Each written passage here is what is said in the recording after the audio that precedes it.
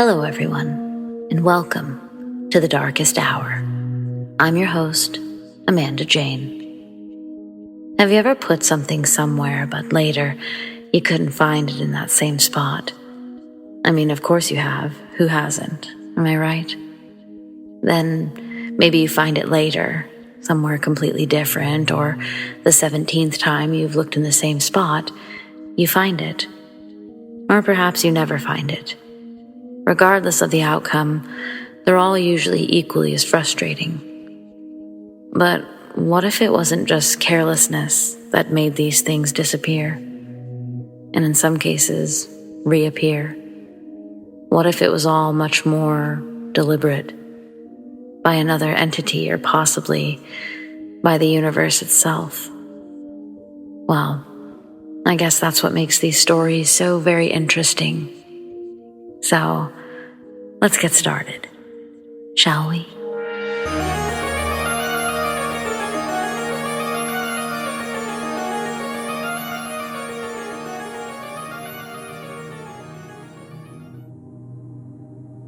There's no explanation for what happened to me 3 years ago. I finally accepted that glitches are real, and this one is mine. I left home around 23 to move in with some friends a few towns over. I wasn't too far from home, maybe an hour, so I'd go back pretty regularly. There's never a time that I'd spent more than a couple of weeks away from home, without at least driving to do dinner with my parents at their house. Near my parents, there are several gas stations. A 76, a Chevron, and an AM/PM. My go-to store was always the 76 station.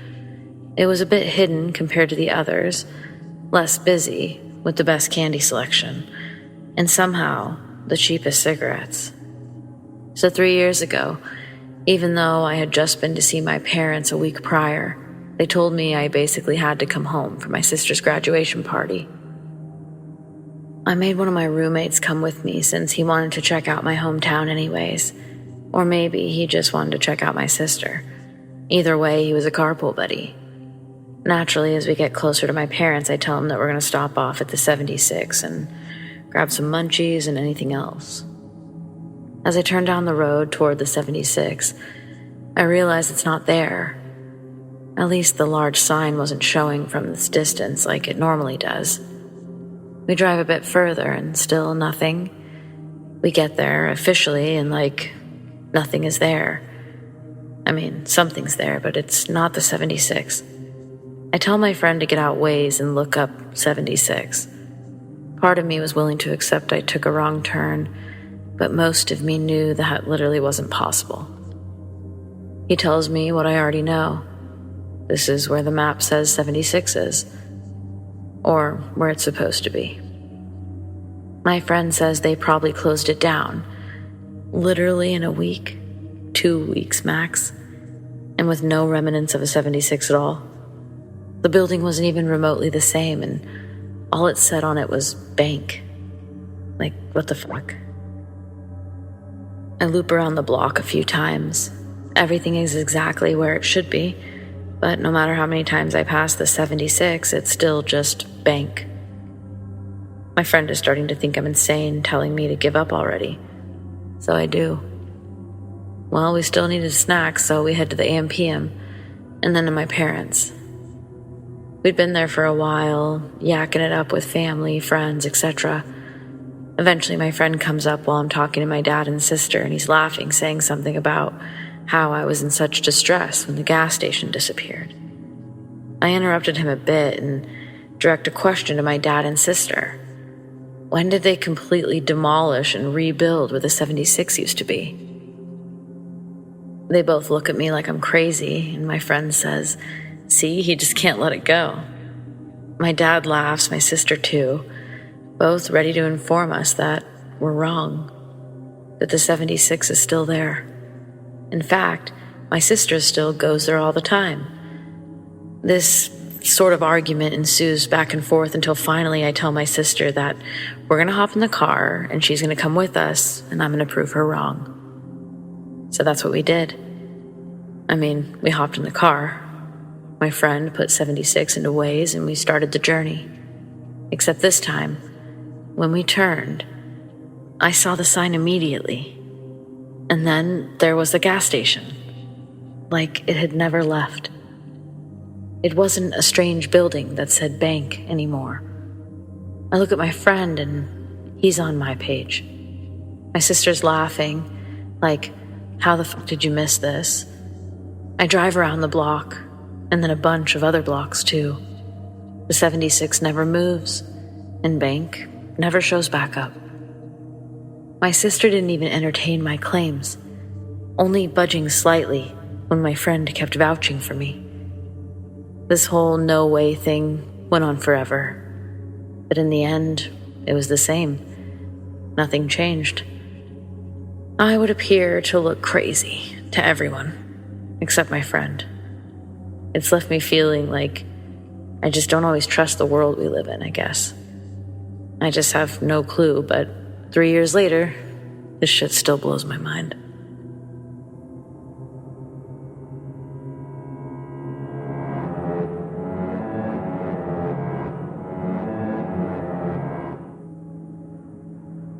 Okay, this isn't anything too crazy, but to this day, I still have no proper explanation for this incident. And I'd love to see if anyone on here has any answers. So I live in a moderately small-sized town, and one night I was walking home from a coffee shop, completely and utterly sober, at probably around 11 p.m. And on my way, right before I was about to walk onto this bridge, I peer to the left of me where there's this little side road thing, and I see a moderately sized group of people, all dressed in robes. They were all looking inward towards each other, all with their hoods up, so I saw no faces or skin or anything. Another odd detail is that the actual width of the group filled the entire space of the road, if that makes sense. A car wouldn't be able to get through. The space was filled completely. When I walked past, no one moved a single muscle, and I looked at the group for a total of about 4 seconds. Naturally, I was creeped the fuck out, and I literally ran across the bridge on my way home, looking back every 2 seconds, as I'm a very paranoid person. I've told a couple of people about this encounter, and yet I still have no answer. And no one in my town has seen anything either. So, does anyone have a similar story? Is there any mundane explanation for this? I'm totally open to ideas because this is one of those things that just boggles my mind and creeps me the fuck out to this day.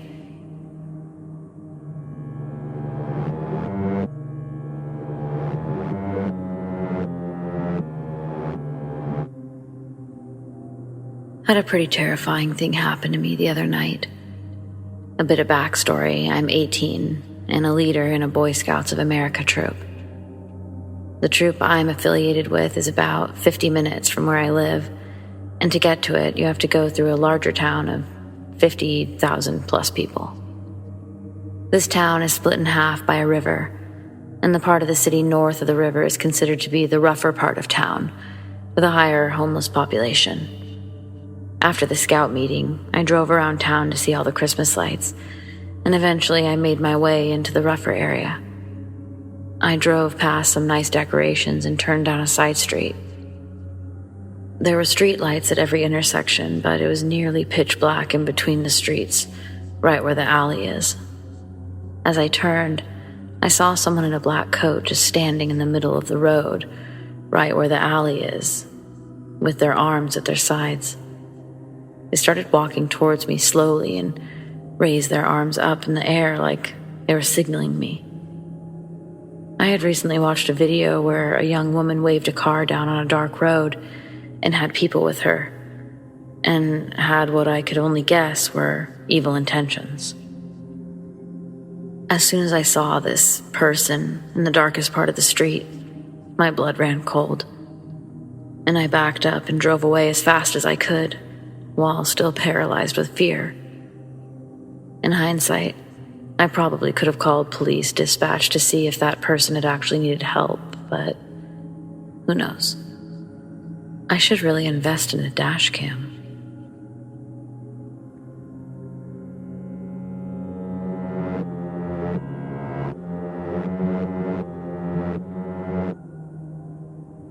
I'm not sure how I feel about something that just happened over the last 2 nights.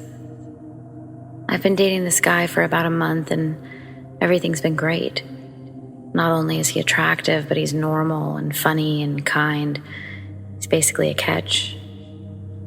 The last 3 nights we've spent together, whereas previously we'd never actually slept over at one another's place. The sleepovers have been great. You know how it is in a new relationship. So on night 2, I passed out pretty early. I woke up suddenly in the middle of the night. I figured it was because I was in a new place. I'm laying on my stomach and I decide to turn over and check the time. That's when I'm met with the blank stare of my guy. He's just sitting up in bed, staring at me. Naturally, I thought he was awake because his eyes were open, so I playfully smacked his shoulder and I asked why he was being so creepy. He doesn't respond, just keeps staring. Before I can even process how actually creepy this is, I hear noises coming from outside of his room. This guy lives alone and doesn't have any animals, not even a houseplant. The noises, they sound like animal noises, specifically pig noises. I'm fucking dreaming. I have to be. That's what I told myself. Then I laid back down, still fully aware of the stare down and animal noises. I knew it wasn't a dream, but I closed my eyes anyway. For about 2 seconds. Then I jumped back up and I started to shake the guy. I'm not falling asleep with someone staring at me. Not gonna happen. He snaps out of it or wakes up or whatever, immediately asking me if everything's okay. So I explain everything, and when I get to the animal part, I tell him to shh. Of course, no noises coming from outside the room. Now I look like the crazy one. He's basically half asleep and he tells me he's sorry. I tell him it's fine because, I don't know, I wasn't really looking for an apology, more of an explanation. Eventually, we both pass out again. And the next morning, I ask, "What's up with last night? Do you sleepwalk or something?"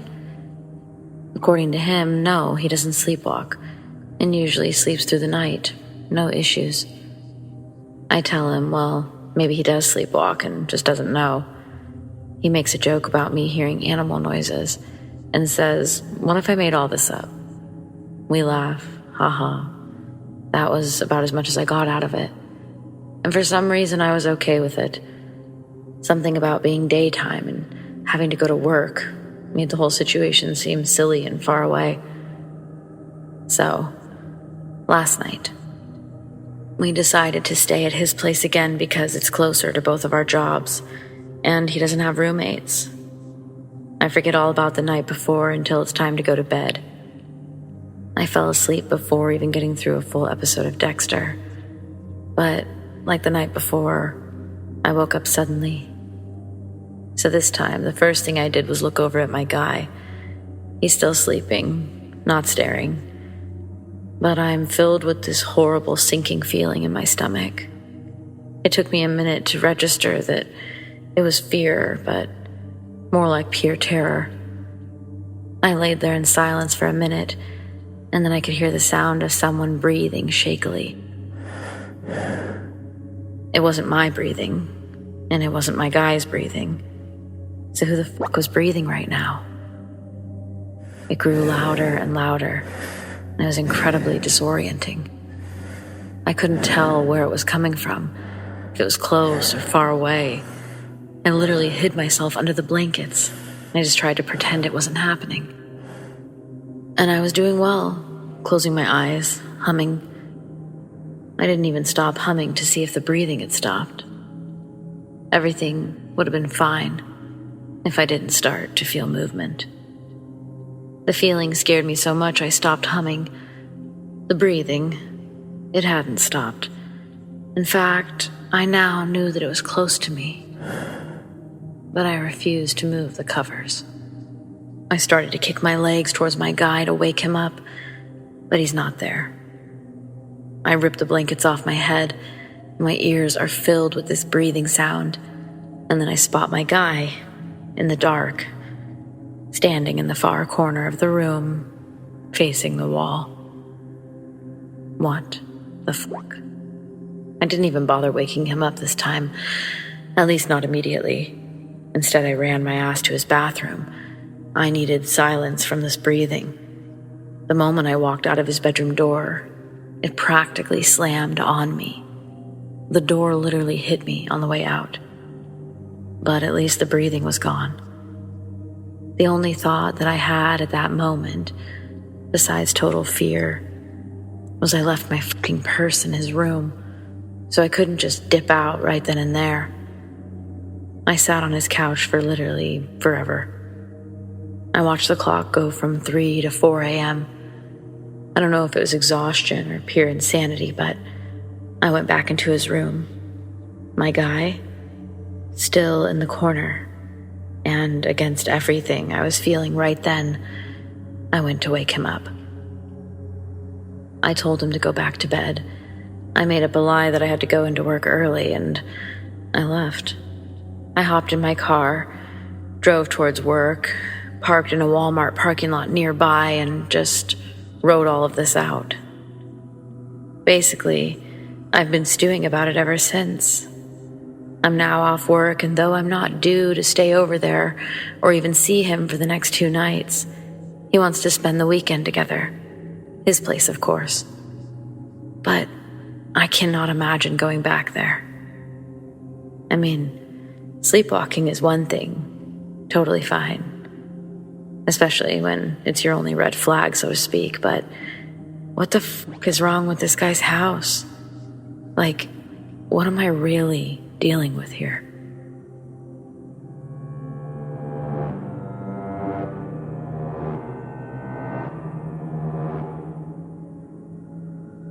Okay, so I was at home with my girlfriend at the time and 2 friends. I was looking out the window, and there was fucking quickly changing, flashing colors in the sky. And during the day, too. I live in Montreal, so I don't live where you would be seeing the northern lights. And even if they were the northern lights, these lights looked totally synthetic. It was going between purple, blue, yellow, pink. I was fucking blown away, and I was like, what the fuck is going on? I called my girlfriend and friends to come look, and they were as confused as me. Years later, I was thinking about it, and I brought it up to my friends, and they had no memory of it whatsoever. I asked my girlfriend, and she remembered it. I have no clue what it could have been. Any ideas? I basically just think it's aliens.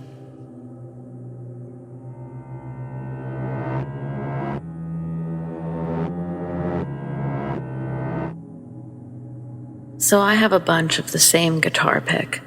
Same size, brand, shape, and thickness, but some are red and some are black. I was playing and I put my pick down right beside me on the couch. I look away for a second. I look back and it disappeared. I figured, things fall into the couch and whatnot. I get up and I grab another, this time a black one. I play for a while, and I again put the pick down in the same place. I look away, and this one disappears too. I think, God damn it, these picks really do disappear like crazy. A common trope amongst guitarists. I say fuck it, and I go do something else for a while. I come back to my guitar, and right in the same spot is my original red pick. So confusing. 2 picks disappear, and the original pick rematerialized.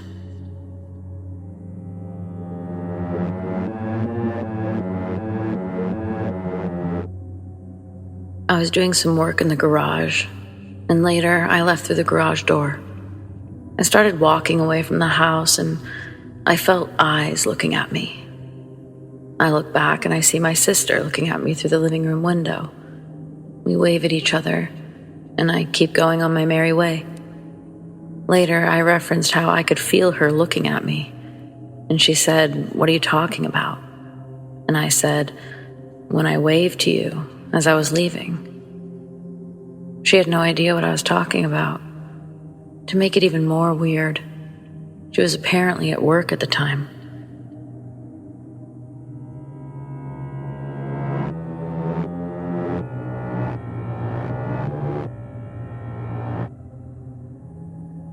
This happened in South Carolina. I saw the last post about this happening to another woman, so it seemed like a good time to tell someone. This was one of the worst experiences of my life, and I hadn't thought about it for a long time. Someone said I should write a book of all the horrible things that have happened in my life, because it should have been more than a person can handle. I was dating a guy for a couple of weeks, and we went to one of his friends' houses in the middle of nowhere. It was a rundown, older mobile home, but who am I to judge? We went in, and there were 4 other guys. I thought it was odd I was the only girl, but I shrugged it off. They wanted to play a drinking game, and back then, I was a little wild, so I was game. After about an hour, things got a little weird. I could see them looking at each other like there was an inside joke. I decided to get up and go to the bathroom, and when I came out, someone pushed me into the bedroom and locked the door. It was completely dark. I banged on the door, telling them that this was not funny. The door opened, and they all came in and shut the door behind them. I could feel them grabbing at me and laughing. I was fighting and hitting, but they were too strong. The door opened, and they all left. I could hear them outside, in the hall. It didn't sound good. They were discussing the order in which they would take turns. The door opens, and my mind is going a mile a minute on how I'm going to survive this. The guy came in and sat on the bed and said that he was going to get me out of there. He said that they went too far, and he didn't know that they were going to hurt me. He said he thought that it was just a joke. There was a back door across the bedroom, and he said for me to run through the woods as fast as I could to the road, and he would come and find me. I ran as fast as I could, and I heard them yelling for me to come back. I could hear them coming. I got to the road, and I hid behind a tree. It seemed like an hour, and I see a car pull up with him in it, and he's all bloody. They'd beaten the crap out of him for letting me go. He had my purse and ended up taking me home. I didn't know if I should trust him, but I had no other choice. I was in the middle of the woods. I heard a couple of months later that he was arrested for killing his girlfriend, and the guy who took me there was arrested for assault of another woman. Maybe if I had gone to the police, this might not have happened.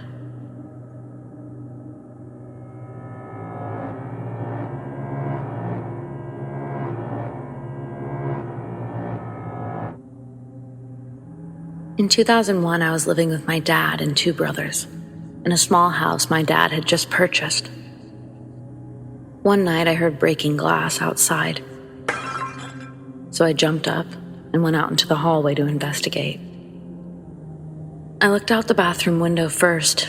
I didn't see anything. I didn't see anything out the front door, so I went to the kitchen to get a drink. No glasses were clean, so when I was washing one, I looked out back, and there he was. Some guy in all black, and his hood was up, and he was staring at the house. I froze up. I began crawling throughout the house, making sure everything was locked. When I made it to the front window, there he was, face planted against the glass, peering inside. I was terrified. I screamed, and my dad and older brother came barreling down the steps with baseball bats. I told them what happened. When we looked out front, our name plaque on the porch was shattered, and possibly pissed on. My dad called the police, and they told us that this happened to the previous family several times. As far as I know, he never returned. My dad moved in 2009.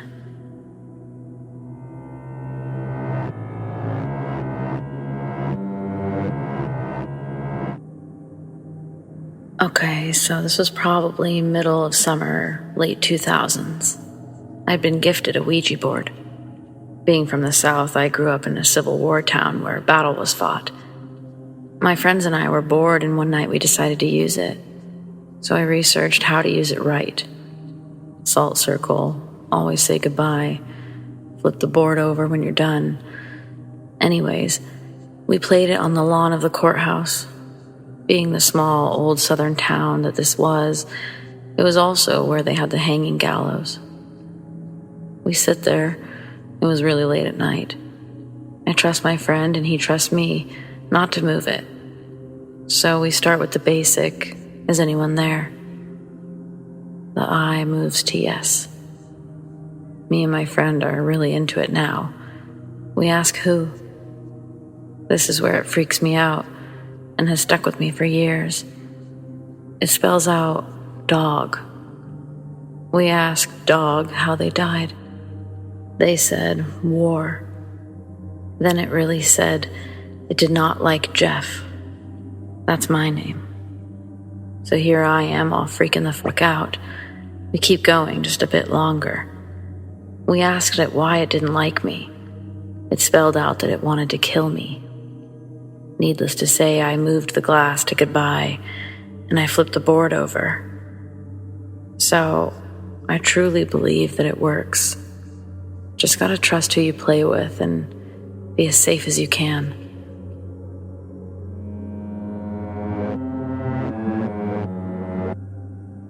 When I was around 11 years old, my family had just moved into an apartment downtown. It was a one-bedroom, which my older brother and I shared. Our parents shared the living room. Other than being small, it was relatively new and nothing was wrong with it. Nothing creepy. Not at first, anyway. I remember our mother specifically struggling when we first moved there, always talking about how something or someone was moving her things, driving her mad. I knew it wasn't me or my brother. We knew better. We never touched our parents' things. Boxes weren't all unpacked, so we figured she just hadn't unpacked certain things yet. My dad didn't believe us, but Mom did. On so many occasions, we would come home to my mother's shoes being put in different places or just thrown about. Just me and my brother. Both our parents had been at work and us at school, and we would leave after our parents, so what was this? I remember that my brother and I would just put them back in fear that we would get in trouble by our father. So we kept it to ourselves for as long as we could, until we all came home to that same scene. Our parents said that we must have been robbed and we needed to call the cops. And that's when I told them about our many experiences. They still called the cops. Nothing was missing, no forced entry, but as we were putting things back after the police left, my mother did notice that something had been added to the shelf. Sitting on top was a vase. Well, it was actually an urn, my grandmother's urn. My mom started busting out laughing, and then she let out a huge sigh of relief. I remember everyone else doing the same, laughing, but I personally was still a little bit confused. She had to explain to us what was going on or what she believed was going on. And basically she said Grandma didn't like being packed away, so she unpacked herself and placed herself where she belongs. She also bet that the weird stuff would stop. And sure enough, she was right. We lived there for a good 10 more years and no more weird stuff. So, what do you think?